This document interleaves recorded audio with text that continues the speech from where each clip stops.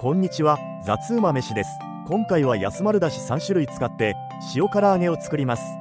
だしパックを使って簡単にできます。では作っていきましょう。鶏もも肉を切っていきます。切る前に表面のドリップをキッチンペーパーで取ります。この白い部分は臭みの元なので取れる範囲で取ります。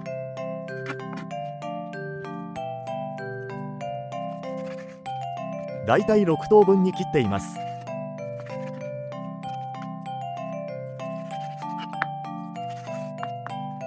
ボウルに移し料理酒を加えます。ニンニクと生姜を加えます。だしパックの味を確かめたいので少量にしてます。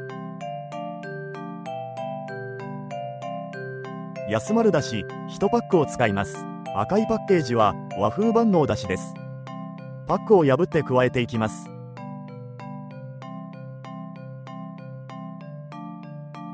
味がなじむように混ぜます。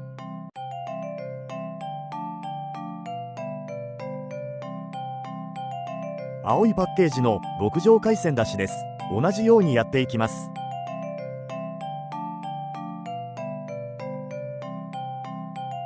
最後は贅沢ローストだしです。詳細は概要欄のリンクからチェックしてみてください。揚げ油を140度に設定します。温度を上げている間に薄力粉と片栗粉を混ぜます。量はだいたい半分ずつで大丈夫です。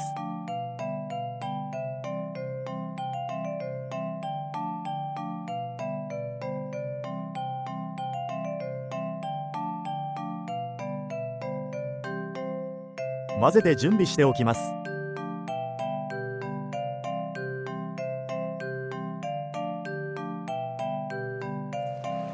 2度揚げをします。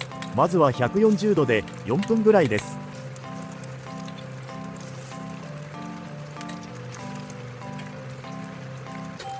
途中ひっくり返します。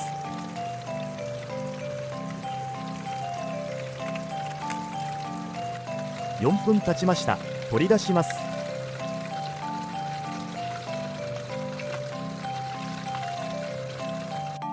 2回目は180度です。温度を上げている間に鶏もも肉には余熱調理されています。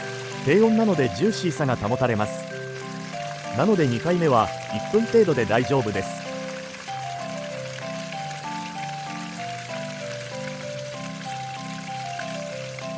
揚げたてを切ってみます。ちゃんとジューシーです。ということで安丸だしで簡単に塩唐揚げができました。気になった方は概要欄をチェックしてみてください。この3種類個人的にランクをつけるならこうです。和風万能だしはちょうどよくだしの味が効いてました。贅沢ローストだしはちょい薄味でしたが食べやすくてうまいです。極上海鮮だしは海鮮の風味が強いかなって気がしました。よかったら試してみてください。ではご視聴ありがとうございました。